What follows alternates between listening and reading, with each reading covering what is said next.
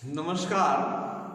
कक्षा षष्ठ में चाँद से थोड़ी सी गप्पे इस पाठ का प्रश्नोत्तर छूट गया था, तो कुछ बच्चों ने बताया कि सर इस पाठ का प्रश्नोत्तर छूट गया है। अभी हम चाँद से थोड़ी सी गप्पे पाठ के प्रश्नोत्तर पर चर्चा करेंगे। तो इसमें जो पहला प्रश्न है कविता से, आप पहने हुए हैं कुल आकाश के माध्यम से लड़की कहना चाहती है कि, इसमें दो बिंदुएं दिए हैं, दोनों में सही कौन सा है। चांद तारों से जड़ी हुई चादर ओढ़कर बैठा है। एक, चांद की पोशाक चारों दिशाओं में फैली हुई है। तो देखिए, चांद तारों से जड़ी हुई चादर ओढ़कर बैठा है, इसमें देखिए कविता में क्या लिखा हुआ है। पहला, आप पहने हुए हैं कुल आकाश तारों जड़ा। इसी पंक्तिका के बारे में पूछ रहे हैं, जबकि थोड़ी देर बाद दो पंक्तियों, सिर्फ मुंह खोले हुए अपना गोरा चिट्टा गोल मटोल अपनी पोशाक को फैलाए हुए चारों सिर। अब ये जो दूसरा है कि चांद की पोशाक चारों दिशाओं में फैली हुई है, तो इन दोनों में अंतर यह है कि जो पंक्ति जिसके बारे में पूछा गया है वह पहली ही है कि चांद तारों से जड़ी हुई चादर ओढ़कर बैठा है। तो आप पहने हुए हैं कुल आकाश तारों जड़ा। तो इस पंक्ति में क्या है कि चंद्रमा ने तारों से जड़ा हुआ आकाश पहन रखा है। इसका मतलब क वाला उत्तर सही है। दूसरा प्रश्न है, कवि ने चांद से गप्पे किस दिन लगाई होगी। इस कविता में आई बातों की मदद से अनुमान लगाओ और उसका कारण भी बताओ। तो देखिए, पहला इन्होंने जो लिखा है पूर्णिमा,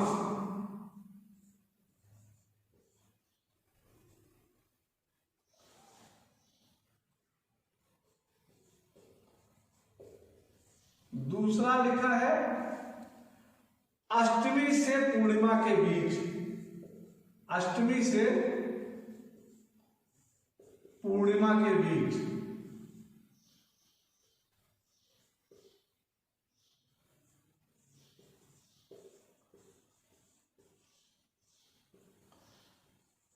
तीसरा है प्रथमा से अष्टमी के बीच।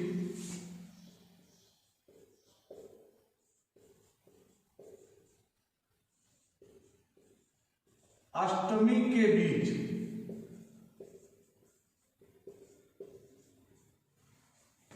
अब देखिए, इसमें आपको कारण बताना है कि किस दिन गप्पे लगाई होगी।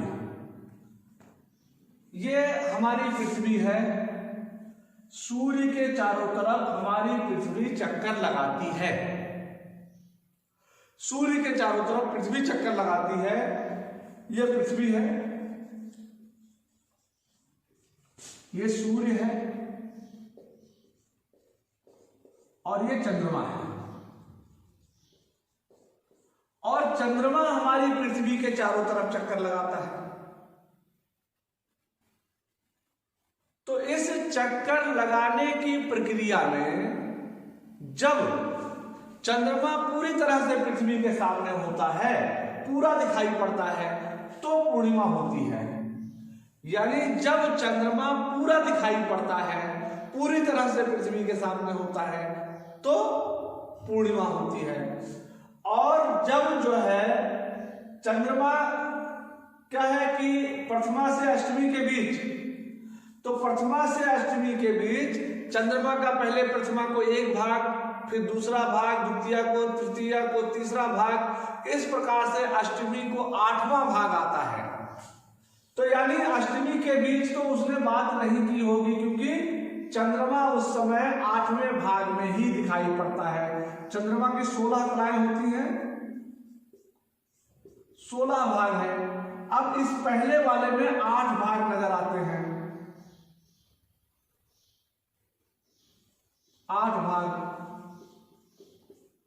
यानी लगभग चंद्रमा हमको कैसा दिखाई पड़ेगा, लगभग ऐसा दिखाई पड़ेगा, इस प्रकार से। तो इस दिन तो बात की नहीं है बच्ची ने, इनमें से किसी भी दिन। अष्टमी से पूर्णिमा के दिन अगर हम देखें तो ये 16 भाग, 17 भाग, 18 भाग, 19 भाग, 20, 21, 22, 23 यहां तक हो सकता है। यानी इस बीच भी उसने बात नहीं की, क्योंकि इस बीच जो चंद्रमा का आकार है वो भी पूरी तरह से स्पष्ट नहीं, पूरा गोल नहीं होगा, वो लगभग ये इस प्रकार से हो सकता है। जबकि पूर्णिमा के दिन चंद्रमा पूरी तरह से धरती के सामने होता है और पूरी तरह से गोल दिखाई देता है। इसका मतलब क्या है कि बच्ची ने जो चंद्रमा से गप्पे लगाई वह पूर्णिमा के दिन ही लगाई होगी।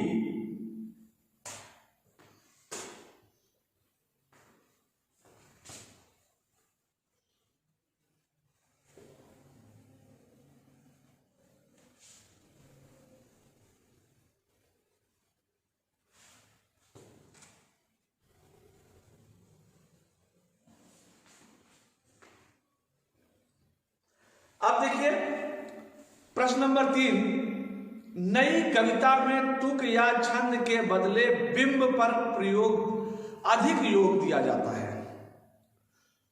देखिए बिंब का मतलब होता है चित्र, और नई कविता में तुकबंदी या छंद पर कम वो किया जाता है। ऐसा किया जाता है कि इससे पढ़ने वाले के दिमाग में चित्र उपस्थित हो जाए, और यह चित्र 2 तरीके से होता है। एक तो होता है शब्दों के ध्वनियों के द्वारा, और दूसरा शब्दों के प्रयोग के द्वारा। तो बिंब यह तस्वीर होती है जो शब्द को पढ़ते समय हमारे मन में उभरती है। कई बार कुछ कवि शब्दों की ध्वनि की मदद से ऐसी तस्वीर बनाते हैं, और कुछ कवि अक्षरों या शब्दों को इस तरह छापने पर बल देते हैं, उनसे कई चित्र हमारे मन में बने। इस कविता में के अंतिम हिस्से में चांद को एकदम गोल बताने के लिए कवि ने बिल्कुल शब्द का प्रयोग कैसे किया है, बिलाकुल। तुम इस कविता के और किन शब्दों को चित्र के रूप में प्रस्तुत आकृति देना चाहोगे? जैसे देखो उन्होंने गोल बताने के लिए क्या किया है,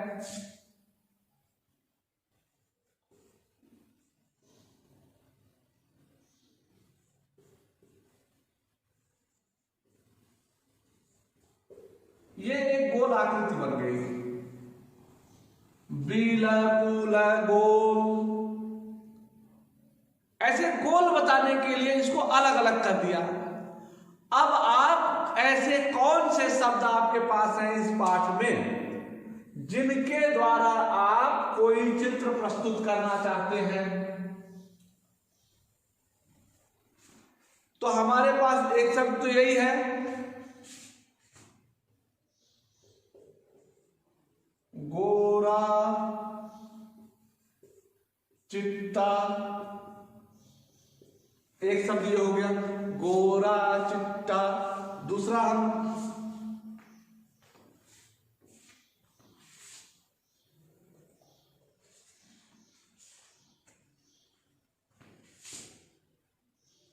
गोल मटोल,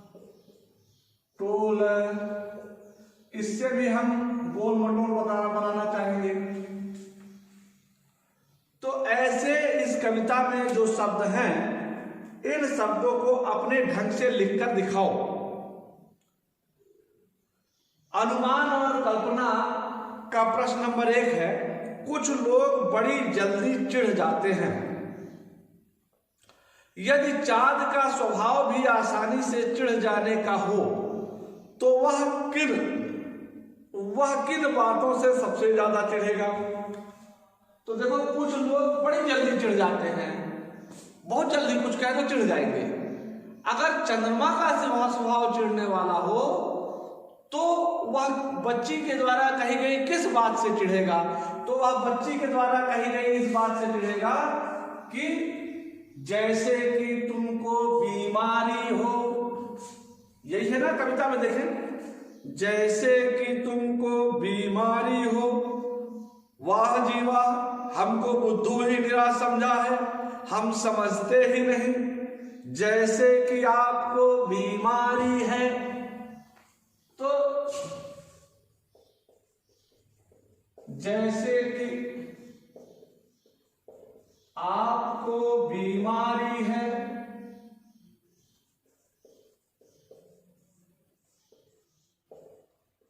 एक तो यह है। दूसरा है जिसपे चंद्रमा चिढ़ेगा, वो यह है कि यह मर्ज आपका अच्छा होने में नहीं आता है। तो इसके जवाब में जो है चंद्रमा क्या कहेगा, ये कह रहे हैं, यदि चांद का स्वभाव भी आसानी से चिढ़ जाने का हो तो किन बातों से चिढ़ेगा? तो ये दो बातें हैं कि यह मर्ज आपका अच्छा ही नहीं होने में आता है। इन दो बातों से वो चिढ़ेगा। और जब चिढ़ेगा तो पूछ रहे हैं कि वो क्या कहेगा, चिढ़कर वह उन बातों का क्या जवाब देगा? अपनी कल्पना से चांद की ओर से जवाब लिखो। तो 3-4 लाइनें तो मैं लिख दे रहा हूं, इसको आप पूरा करना।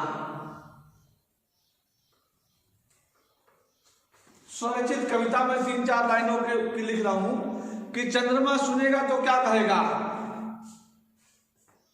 चंद्रमा चिढ़कर वह उन बातों का क्या जवाब देगा।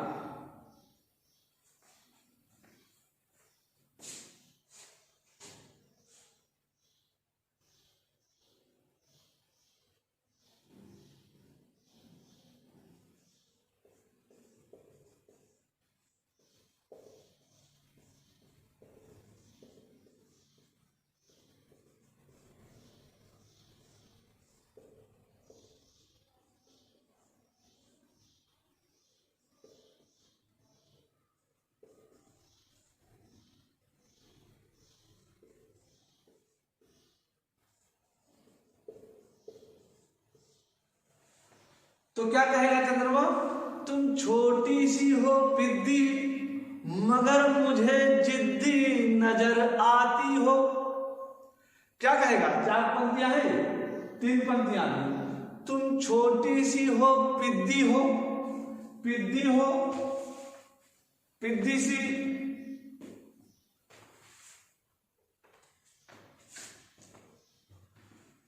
पिद्दी सी हो मगर जिद्दी नजर आती हो, जैसे कि मुझे पता ही नहीं, जैसे कि मुझे पता ही नहीं कि तुम्हारी आंखों में खराबी है।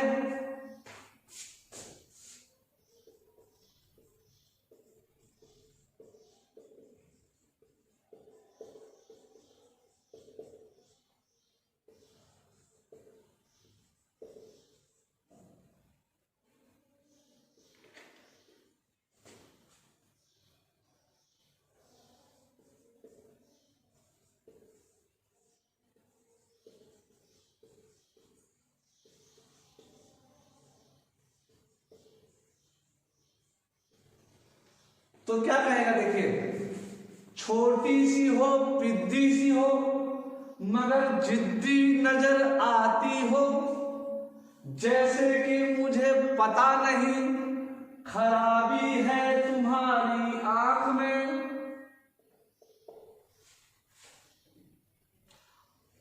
चलो डॉक्टर के पास करा दे हम तुम्हारी इलाज।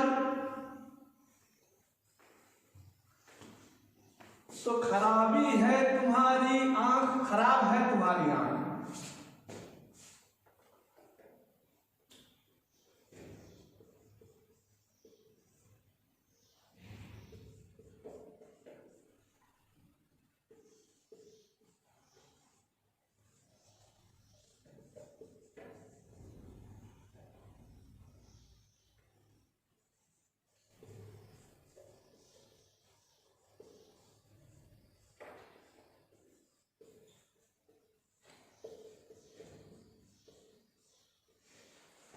तो देखिए क्या कहेगा चंद्रमा, छोटी सी हो, पिद्दी सी हो, मगर जिद्दी नजर आती हो, जैसे कि मुझे पता ही नहीं खराब तुम्हारी आंख। चलो डॉक्टर से करा दे आंख की इलाज। कुछ इस तरह से चंद्रमा का जवाब हो सकता है। आप अलग ढंग से इसको लिखने का प्रयास करिएगा। एक छोटी सी स्वरचित कविता इस पर आपकी तरफ से आनी चाहिए। इसको आगे भी बढ़ा सकते हैं, कुछ और भी इसका रूप बदल सकते हैं। फिर दूसरा प्रश्न है,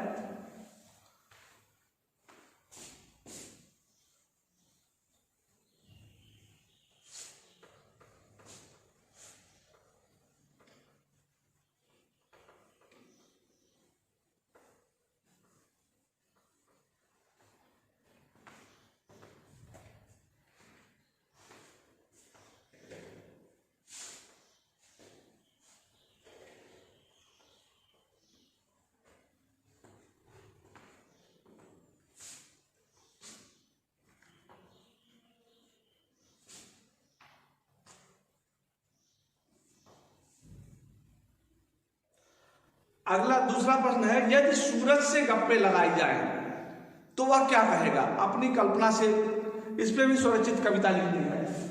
प्रश्न नंबर 2,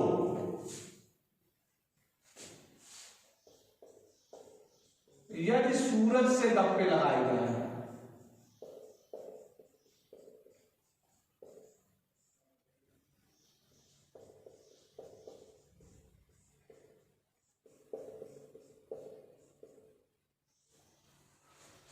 तो सूरज क्या कहेगा? सूरज से गप्पे लगाई जाए, यदि सूरज से गप्पे लगाई जाए तो आप अपनी तरफ से गप्पे लगा करके एक कविता लिखना है आपको। तो इसी तर्ज पर लिखेंगे तो क्या लिखेंगे? आप गोल है खूब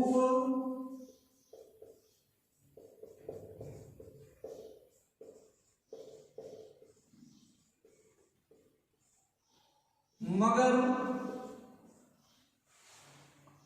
आग का गोला नजर आते हैं। इसको थोड़ा सा बदलिए, नजर आते हैं आग का गोला। आप गोल हैं खूब मगर नजर आते हैं आग का गोला।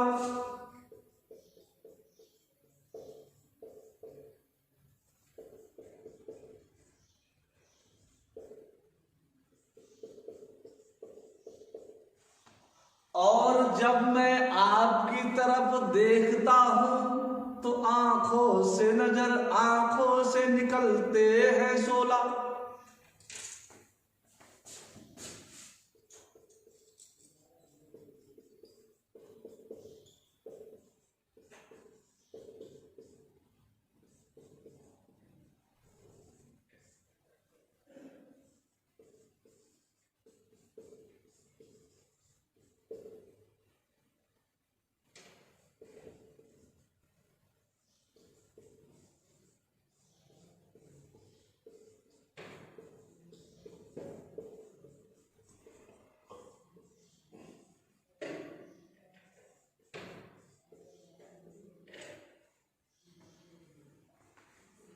और मैं भूल जाता हूं कि मेरा नाम है भोला।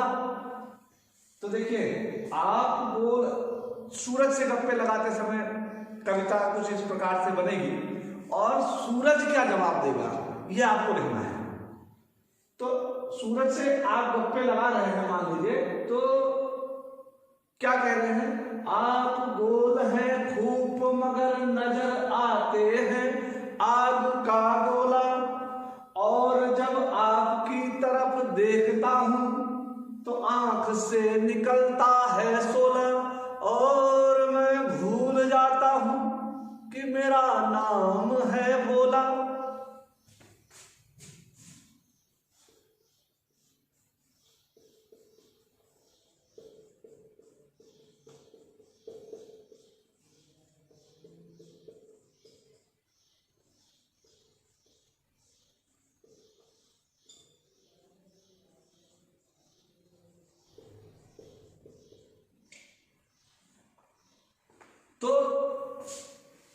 चंद्रमा जब सूरज से, भोला नामक बच्चा जब सूरज से गप्पे लगा रहा था, तो इस प्रकार से कविता बनी। अभी भाषा की बात में चांद से अगला प्रश्न है भाषा की बात।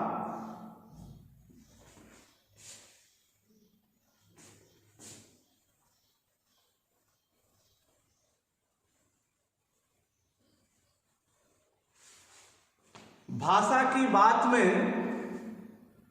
चांद संज्ञा है और चांदनी विशेषण है। देखिए, संज्ञा विशेषण, तो चांद संज्ञा है, चांदनी विशेषण है।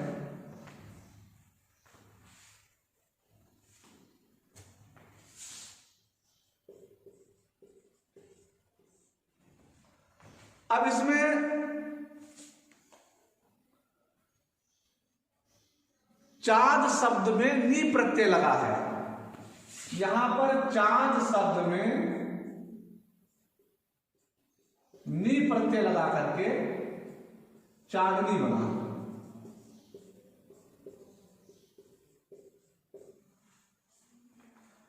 आगे ये दे रहे हैं कौन सा प्रत्यय जुड़ने पर विशेषण बन रहे हैं। तो यहां पर मैंने कुछ दिया हुआ है, कुछ शब्द, उनको ध्यान से देखिएगा और कुछ को बाकी आप पूरा करेंगे खुद। तो क्या है, गुलाब शब्द है, गुलाब, इसमें ई प्रत्यय लगा तो गुलाबी पगड़ी हो गया। मखमल शब्द में ई प्रत्यय लगा तो मखमली घास हो गया। ठंड शब्द में ई प्रत्यय लगा, यहां पर देखिए प्रत्यय आपको लगाना है, कौन सा प्रत्यय लगा करके विशेषण बना है, तो ये प्रत्यय लगा करके आप विशेषण बनाएंगे। ऐसे ही अगला प्रश्न है कि बिल्कुल गोल कविता में इसके दो अर्थ हैं। एक अर्थ है जैसे बिल्कुल गोल कविता, दो अर्थ हैं इसमें। एक अर्थ है गोल होना,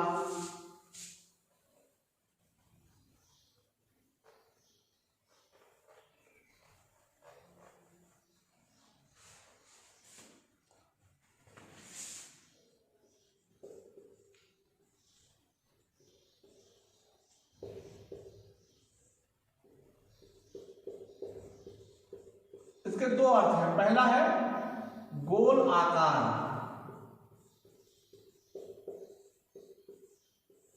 दूसरा है गायब होना।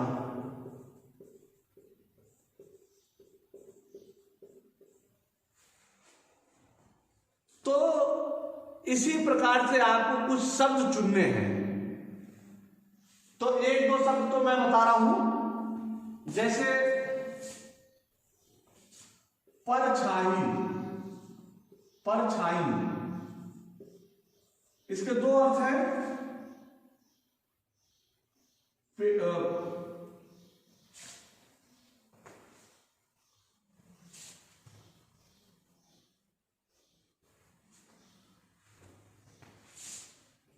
किसी की छाया,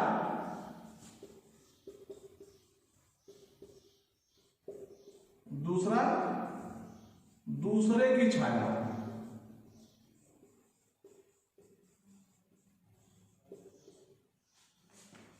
ऐसे ही कागदही,